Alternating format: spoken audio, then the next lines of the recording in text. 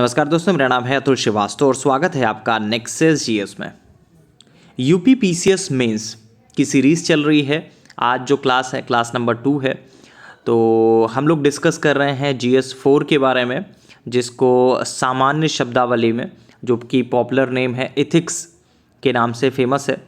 और UP PCS में 2018 से इसको ऐड किया गया है मुख्य परीक्षा में। तो पैटर्न में बदलाव हुआ 2018 से, उसके बाद से आपका पेपर 4 में चल रहा है। और एक तरह से बोल सकते हैं कि नंबर गेन करने के लिए बहुत छोटा सब्जेक्ट है। अगर आप इसको बहुत अच्छे से कवर अप करते हैं तो मार्क्स बहुत अच्छे गेन कर सकते हैं इस जो आपका पेपर 4 है। ठीक है, तो एग्जैक्टली है क्या, सिलेबस के बारे में हम लोगों ने डिस्कस कर लिया था। जो आपका लेक्चर नंबर 1 है उसमें हम लोगों ने सिलेबस के बारे में डिस्कस कर लिया था। अब आज इसके बारे में हम लोग बात कर लेते हैं आगे, क्या क्या चीज़ें हैं, किस तरह से प्रश्न बनते हैं और कैसे आपको तैयारी करनी है। तो नैतिकता जो है एक तकनीकी विषय नहीं है, एक टेक्निकल विषय नहीं कहा जा सकता, जिसके लिए आपको बहुत सारी विषय वस्तुओं का अध्ययन करना पड़े और उन्हें याद रखने की आवश्यकता करनी पड़े। एक बोल सकते हैं कि वास्तविक जीवन में नैतिक मूल्यों और जो अवधारणाएं होती हैं उनका कहीं ना कहीं एक सरल अनुप्रयोग है। तो ये जो पेपर होता है जीएस 4 नाम से, तो इसमें 2 तरीके के प्रश्न जो है वो पूछे जाते हैं।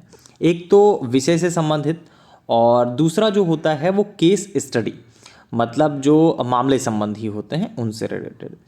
तो जो विषय संबंधित होता है, तो विषय संबंधित प्रश्नों में 5 अध्याय होते हैं: नीति शास्त्र तथा मानवीय संबंध, इसके अलावा अभिवृद्धि, संवेगात्मक बुद्धि, लोक प्रशासन में सिविल सेवा मूल्य तथा नीति शास्त्र तथा शासन व्यवस्था में ईमानदारी।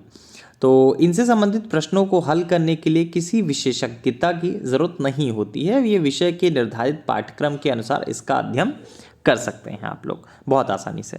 तो जैसा कि मैंने स्टार्टिंग में बताया कि ये ऐसा टॉपिक है जहाँ से आप नंबर गेन कर सकते हैं और बहुत आराम से इस पेपर में आप लोग नंबर अच्छे पा सकते हैं, कम समय में और अच्छे नंबर पा सकते हैं।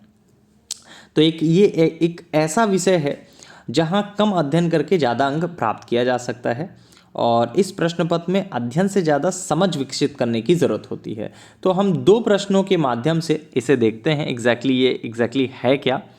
तो पहले प्रश्न पर आते हैं हम लोग।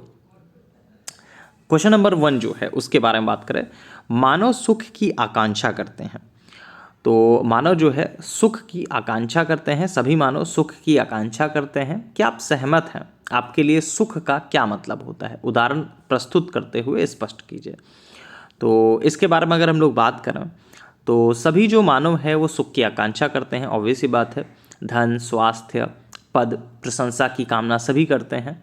आप सभी लोग भी पोस्ट के लिए ही प्रिपरेशन कर रहे हैं, जो भी यूपी पीसीएस दे रहा है या फिर कोई भी परीक्षा दे रहा है। फिलहाल हम लोग जीएस 4 के बारे में बात कर रहे हैं, मेंस के बारे में बात कर रहे हैं, तो ऑब्वियस सी बात है हम लोग यूपी पीसीएस के बारे में ही बात कर रहे हैं।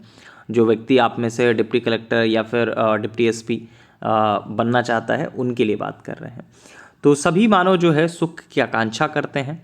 धन, स्वास्थ्य, पद, प्रशंसा की कामना सभी करते हैं। सुख का जो मतलब होता है वो आपका ऐश्वर्यपूर्ण जीवन जीना ही नहीं बल्कि उसके कई आधार हैं।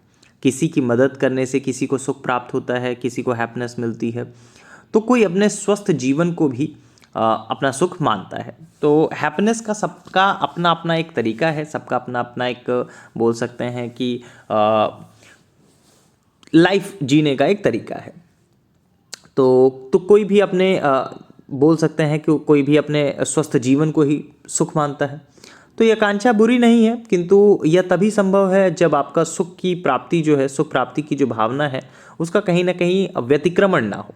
सुख की आकांक्षा ना हो तो कोई कौन परिश्रम ही करना चाहेगा, ऑब्वियस सी बात है। कड़ी धूप में अपनी चमड़ी कौन जलाना ही चाहेगा। सुख की आकांक्षा जो है उसके पीछे संसार की एक बहुत बड़ी व्यवस्था जो है सन्निहित है। किंतु यह बोल सकते हैं कि तभी तक जब तक जीवन है, जब तक सुख की प्राप्ति के साधनों में बाधा उत्पन्न ना हो, सुख एक दृष्टिकोण है जो लोगों की रुचि के अनुरूप होता है।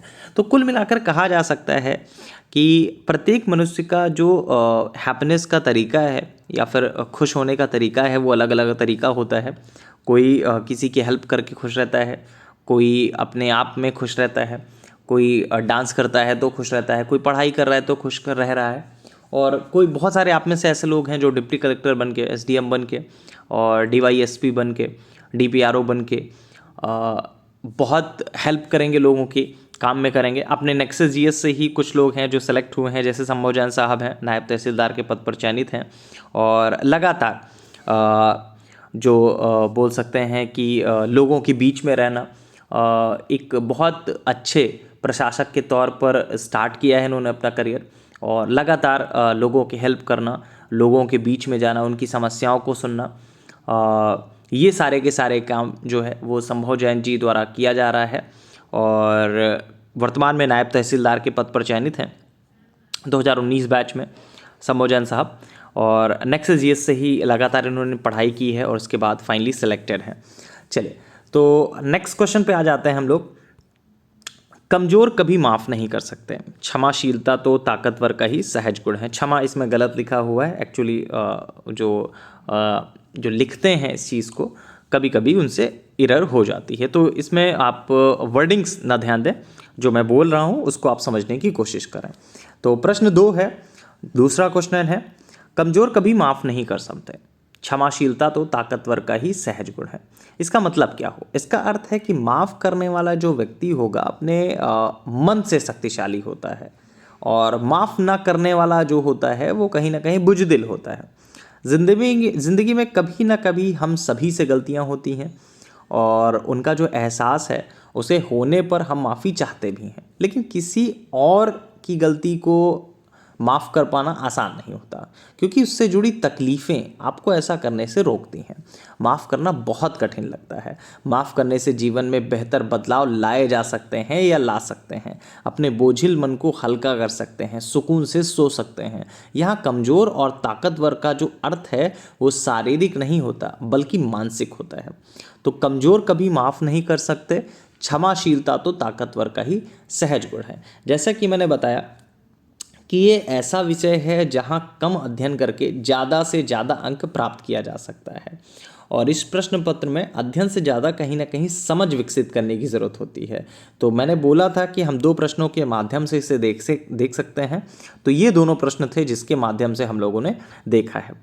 जो नेक्स्ट हमारा लेक्चर होगा, लेक्चर नंबर जो 3 होगा, उस पर हम लोग डिस्कस करेंगे केस स्टडी के प्रश्नों का समाधान हम लोग कैसे करें।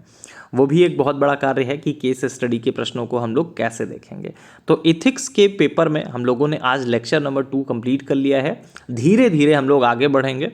तो आप लोग जो अपना प्यार है, जैसे नेक्सस जीएस को पिछले 6 सालों से आप लगातार देते आए हैं, मोस्ट ट्रस्टेड है ये आपका। 2015 से स्टार्ट हुआ था नेक्सस जीएस और लगातार चल रहा है।